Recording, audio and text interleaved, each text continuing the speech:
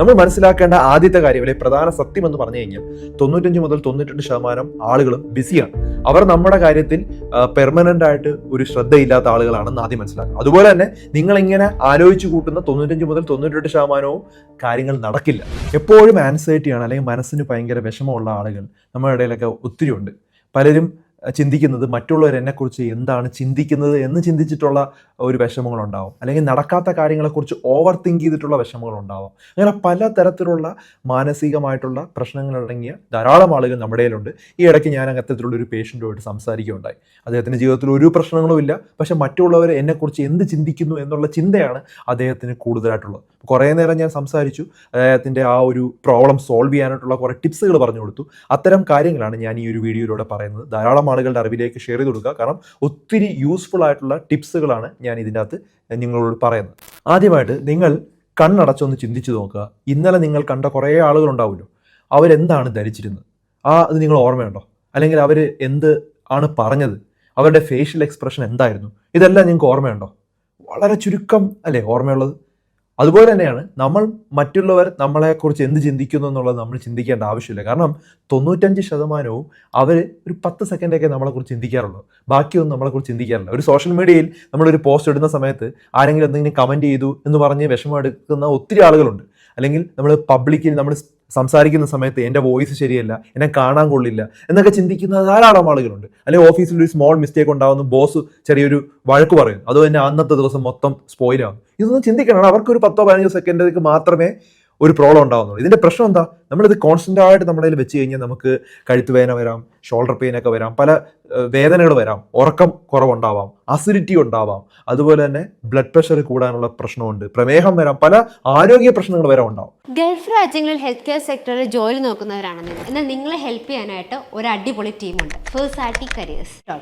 ഫേഴ്സാറ്റി careers health care പ്രൊഫഷണൽസിന് മാത്രമായിട്ടുള്ള ഒരു ഓൺലൈൻ ജോബ് പോർട്ടലാണ്. So visit fairsaticareers.com for real opportunities and genuine guidance. അതുപോലെ നടക്കാത്ത കാര്യങ്ങളെക്കുറിച്ച് ഓവർ തിങ്ക് ചെയ്തുകൊണ്ടേയിരിക്കുക. അതായത് ജീവിതത്തിനെ കംപ്ലീറ്റ്ലി നമ്മൾ കോംപ്ലിക്കേറ്റഡ് ആയിക്കൊണ്ടിരിക്കുകയാണ്.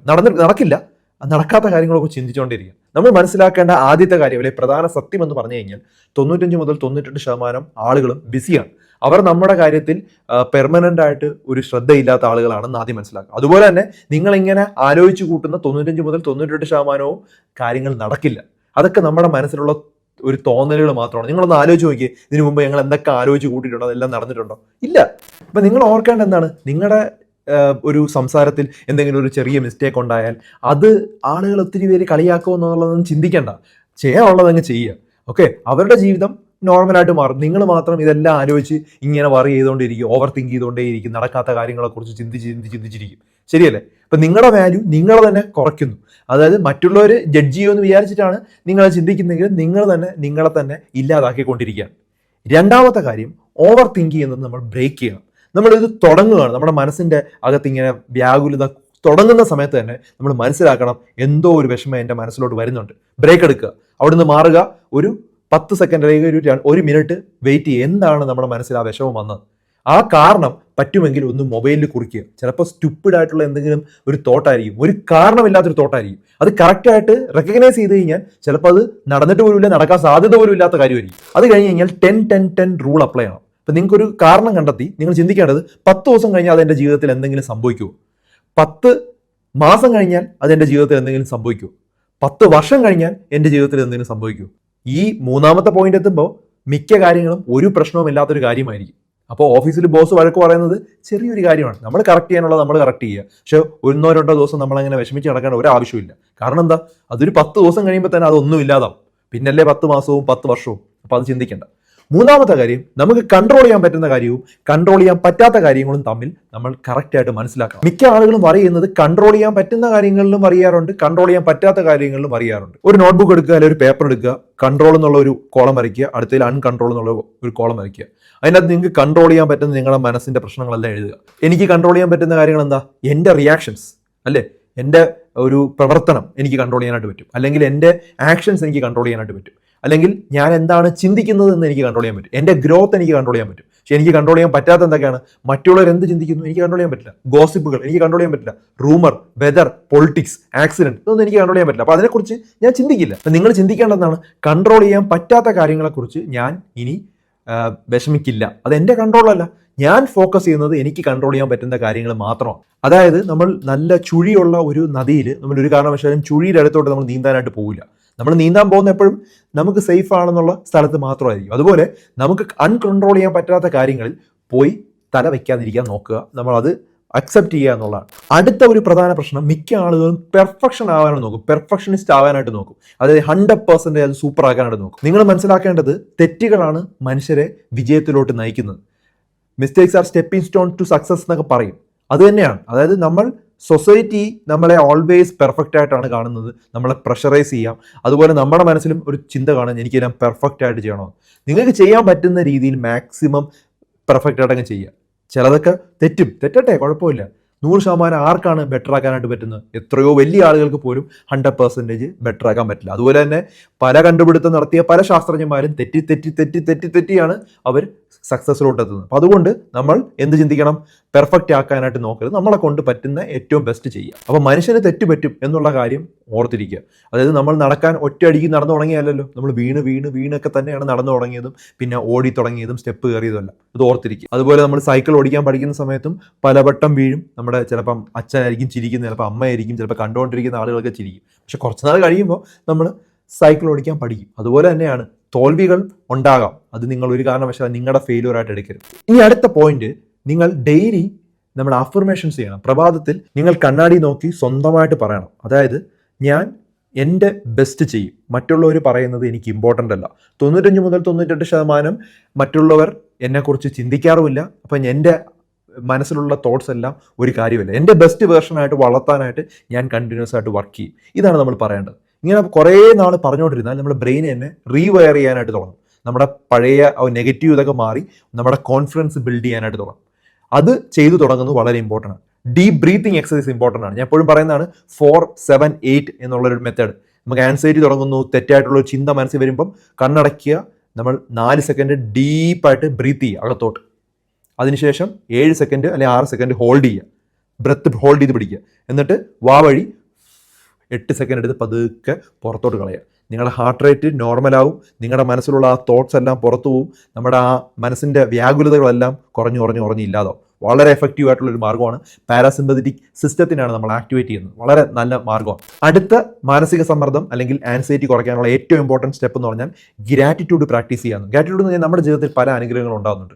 കേൾക്കാനായിട്ട് പറ്റുന്നുണ്ട്, അതുപോലെ നമുക്ക് സംസാരിക്കാൻ പറ്റുന്നുണ്ട്, എഴുതാൻ പറ്റുന്നുണ്ട്, കഴിക്കാൻ പറ്റുന്നുണ്ട്, പല ഗുണങ്ങളും നമുക്ക് ജീവിതത്തിൽ നടക്കുന്നുണ്ട്. പക്ഷെ ഇതൊന്നും നമ്മൾ ഓർക്കാറില്ല.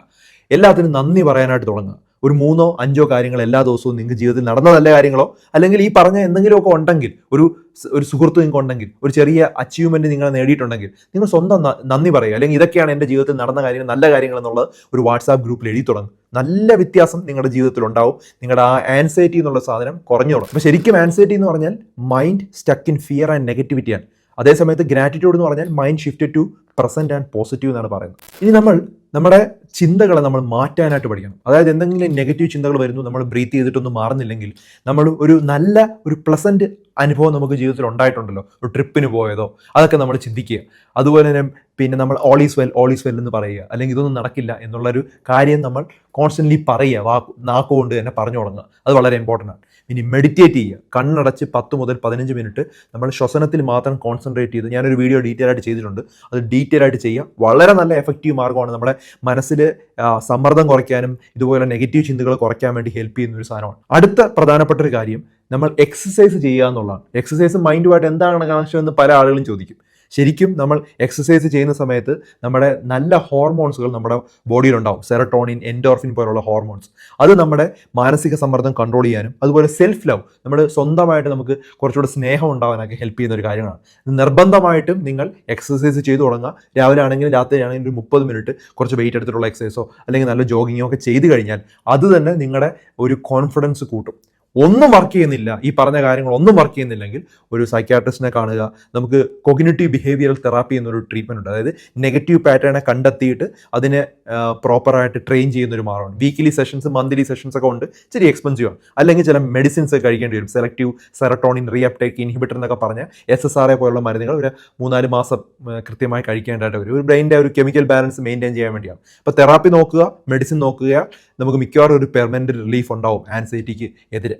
ഇത് നിങ്ങൾക്ക് വളരെ വ്യക്തമായിട്ട് മനസ്സിലായെന്ന് തോന്നുന്നു. ഞാൻ വളരെ ക്വിക്കായിട്ട് എല്ലാം ഒന്നുകൂടെ പറയാം. അപ്പോൾ ആദ്യത്തത് ഗ്രൗണ്ടിങ് ടെക്നിക്കാണ്. നമ്മൾ ഉടനെ തന്നെ മനസ്സിലാക്കുക, നമുക്ക് മനസ്സിന് ഒരു പ്രശ്നം ഉണ്ടാവുമെന്ന് മനസ്സിലാക്കുക, അവിടെ നിന്ന് മാറുക, നമ്മൾ ഡീപ്പ് ബ്രീത്ത് ചെയ്ത് അത് എക്സ്ഹേൽ ചെയ്ത് പുറത്തോട്ട് കളയാനായിട്ട് നോക്കുക.